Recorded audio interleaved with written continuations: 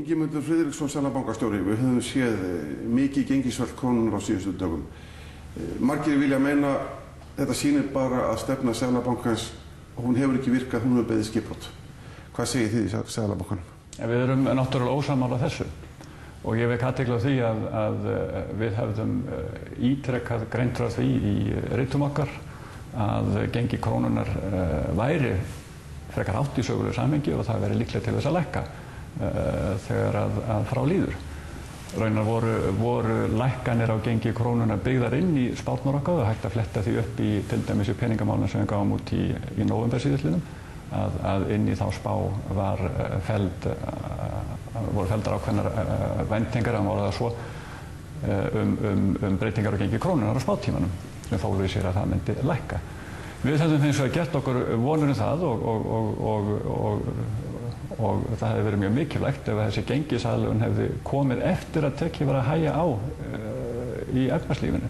Vegna þess að meðan þetta gerist þegar að mikil spenna er enn til staðar þá er líklegra heldur en í hinu tilvikinu að þetta smiti út frá sér í verðbólgu. Það sé að verðbólguáhrifin af gengislækkunin verði meiri heldur en þau væru þegar tekið er að hægja á í efnahagskerfinu og samkeppni kannski virkari heldur en við þær aðstöðu sem við höfum búið við upp á síðkastið. Þannig að þessi gengislækkun kemur fyrr heldur við höfum kosið og það er miður. Hún gerist eins og í þessu alþjóðlegu umhverfi sem ríkt hefur upp á síðkastið og er í hæsta máta óvenjulegt. Það er erfitt að finna nokkur fordæmi fyrir þeim skilyrðum sem við höfum orðið vitni að á alþjóða fjármálamörkuðum undanfarnar vikur og mánuði. Og þær lýsa sér í mörgu, endurspeglast í mörgu, meðal annars því að það er lausafjárskortur á alþjóðlegum markaði. Aðgengi að lánsfé er miklu þrengra en áður og það hefur meðal annars haft áhrif á þennan svokallaða skiptamarkað hér sem veldur því að það er erfiðara heldur en var lengi vel að eiga þau viðskipta á fjármálamarkaðinu styðjandi gengi krónunnar og af því hefur leitt að gengið hefur lækkað. Svo er það reyndar tilhneiging á gjaldeyrismarkaði þegar aðlögun á sér stað í líkingu á það sem að hér hefur gengið yfir að það verður yfirskot eða underskot eftir hvernig við líta á það og þá verður breyting tilbaka á einhverjum tímapunkti. Hvenær það gerist er engin leið að segja fyrir sérstaklega ekki við ríkjandi skilyrði sem eru eins og ég segi í hæsta máta óvenjuleg. En við erum algjörlega ósammála því að þróun síðustu daga endurspegli skipbrot peningastefnunnar. Við höfum þvert á móti haldið því fram og gert það ítrekað að ef ekki hefði verið fyrir strangt aðhald í peningamálum undanfarin misseri þá er verðbólgan farið úr böndum fyrir löngu síðan með tilheyrandi usla og afleiðingum. Þannig að aðhaldið í peningamálum sem við höfum beitt, það hefur þó skilað þeim árangri að verðbólga hefur haldist á því róli sem hann hefur verið. Og ef við hefðum slakað á einhverju tímabili fyrr í því ferli þá hefði verðbólgan klárlega vaxið til muna og skapað verðbólguvæntingar sem erfitt hefði verið að vinna á. Þannig að við höfum því alfarið að þetta sé eitthvað skipbrot peningastefnunnar. Nú sjáum við hér samhliða mikið fall á hlutabréfamarkaði. Við sjáum Seðlabanka Bandaríkjanna grípa til aðgerða í gær, hann lækkar sína vexti 0,75%. En Seðlabankinn hérna, situr hann og horfir á? Það er mjög erfitt að bera saman þær aðstæður sem við búum við á Seðlabanki Bandaríkjanna. Seðlabanki Bandaríkjanna, og það var svo sem við rifið upp í umræðu síðustu daga, að Seðlabanki Bandaríkjanna náði tökum á verðbólgu í upphafi 9. áratugurins með mjög hörðum aðgerðum sem fólu meðal annars í sér stýrivexti sem voru hátt í 20%. Og þessu gleymum menn stundum og með þessum hörðu aðgerðum þá náðu Bandaríkjamenn varanlega tökum á verðbólgu og verðbólguvæntingum og fyrir vikið þá hafa þeir trúverðugleika sem að aðrir seðlabankar hafa ekki í sama mæli og ekki við með okkar verðbólgusögu. Þannig að við búum ekki við þann lúxus sem Bandaríski seðlabankinn býr við að geta lækkað vexti í þeim mæli sem hann hefur gert án þess að hafa áhrif á verðbólguvæntingar. Fyrir utan að þetta skiptir umheimurinn bandarískt efnahagslíf miklu minna máli heldur en hér. Þannig að þó að gengi Bandaríkjadals hafi lækkað þá skilar það sér ekki í sama mæli inn í verðlagi Bandaríkjunum eins og það gerir í opnum litlum ríkjum eins og hér. Nú, hlutabréfaverð hefur fallið allstaðar og við erum hluti af þeirri framvindu sem að gerst hefur öllum mörkuðum heimsins. Þetta sant miklu ýktara hérna? Já, það nú bara eftir einhvern veginn litið. Það líka staðreynd hér að fjármálafyrirtæki vega þyngra í hlutabréfavísitölu Kauphallarinnar heldur en víðast hvar eða allstaðar í nálægum löndum og í stærri iðnríkjunum. Þar eru fjármálafyrirtæki mun vega með minna í heildarvísitölunni. En þau hafa allstað lækkað meira heldur en heildin. Þannig að ef við lítum einangrað á fjármálafyrirtæki í Íslandi þá hafa þau kannski ekki breyst gengi þeirra lækkað meira heldur en gengi hlutabréfa í fjármálafyrirtækjum annars staðar, kannski jafnvel minna. Þannig að menn fer aðeins að skoða líka hvernig hlutabréfavísitölur eru samsettar þegar borin saman framvindan á einstökum mörkuðum. En hitt auðvitað rétt að það áhyggjuefni að hlutabréfaverð þróast eins og það gerist, bæði hér og annars staðar. Og maður horfir undrandi stundum á breytingar á gengi einstakra fyrirtækja út í heimi frá degi til dags. Ef stórir þekktir alþjóðlegir bankar hafa gengið þeirra hækkar eða lækkar 10% frá degi til dags. Með ólíkindum horfa upp á svoleiðis þróun. Maður heyrir þá umræðu að Seðlabankinn sé kannski komin í sjálfheldu með sína peningastefnu og sína vaxtastefnu. Hann geti raun við þessar aðstæður ekki gert neitt. Hann geti ekki byrjað lækkunarferlið. Hann þurfi jafnvel að hækka vexti ef eitthvað er. Já, það liggur náttúrulega alveg fyrir að við ríkjandi aðstöðu þá er óraunhæft að Seðlabankinn lækki vexti núna í apríl á næsta vaxtaákvörðundegi. Það er alveg augljóst mál. Við gefum út peningamál með nýrri þjóðhags- og verðbólguspá 10. apríl og við skulum sjá hvað felst í henni hvernig við metum horfurnar fram á við. En auðvitað munum á einhverjum tímapunkti geta hafið vaxtalækkunarferli. Það er bara sá tímapunktur er ekki núna í apríl. En er ekki ástæða þessu óttast afleiðingar að þessu mikla gengisfalli, að þessu falli hlutabréfanna bara fyrir efnahagslífið almennt, fyrir verðbólguhorfur, fyrir atvinnufyrirtækin, fyrir efnahagslífið yfir höfuð?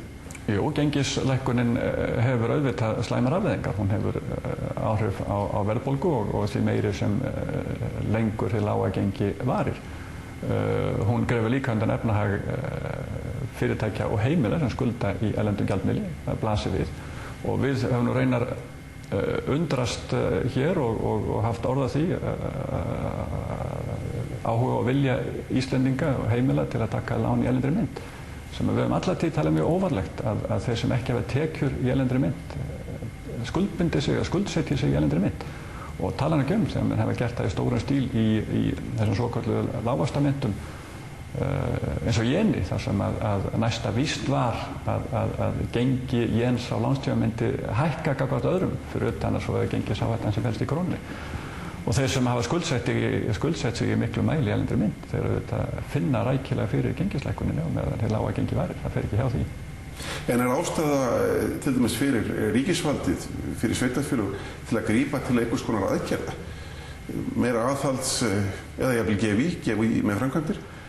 Það er nú ekki farið að hægja mikið á í efnahagslífið. Hér er enn nánast ekkert atvinnuleysi, þannig að það er nú kannski ekki komið tími til að fara að spýta í ennþá. Það sem við þurfum er auðvitað aðlögun á hagkerfinu og að mikill viðskiptahalli, að drægjur miklum viðskiptahalli. Það er alveg feiknarlega mikilvægt að við sjáum áframhaldandi árangur þar í ár og gengisbreytingin hún auðvitað flýtir fyrir þeirri þróun. Vegna þess að hún hefur þau áhrif að það dregur innflutningi og hún eykur verðmæti útflutningsins. En það er afskaplega mikilvægt að það gerist og ef það verður að fara að spýta í áður en það er tímabært þá senkar það þeirri þróun og það senkar þá líka því að við getum lækkað stýrivexti í þeim mæli sem við myndum kannski gera ella. Þá kannski vaknar spurningin að hugsanlega álversframkvæmdum og jafnvel öðrum framkvæmdum sem virðast í pípunum. Er það skynsamlegt að ýta undir þær og hvað áhrif hefur þær? Þær geta verið skynsamlegar á ákveðnum tímapunktum. Það er mjög mikilvægt að stórframkvæmdir á við stóriðju framkvæmdir þessu tímasetta með tilliti til aðstæðna í þjóðarbúskapnum og það verður ekki hafist handa áður en að efna sem skilir til slíks. Nei. En ef þú reyndir að nú að meta bara stöðu krónunnar, er líklegt hún haldist svona lág eða mun hún ná sér aftur á næstu vikum?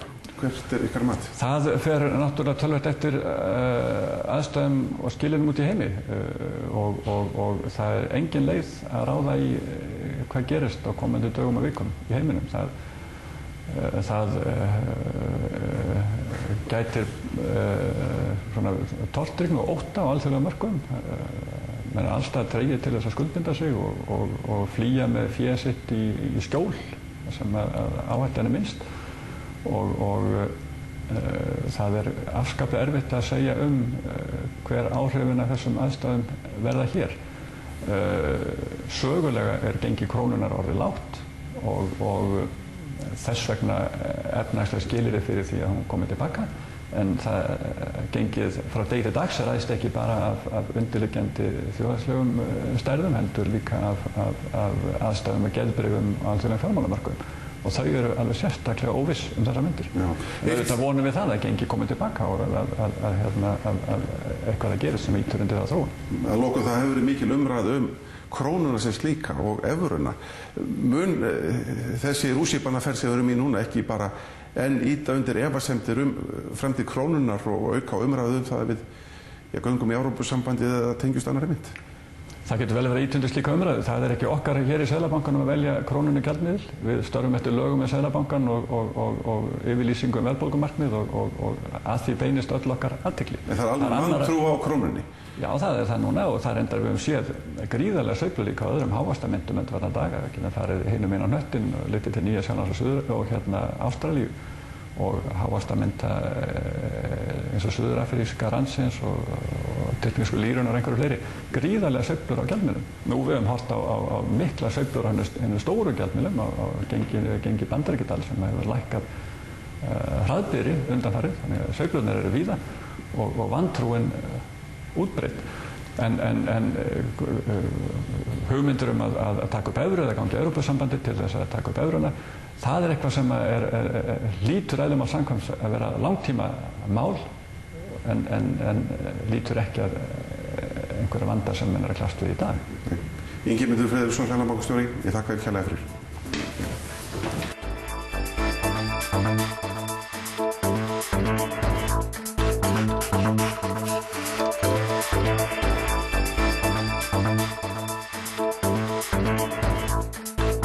Thank you.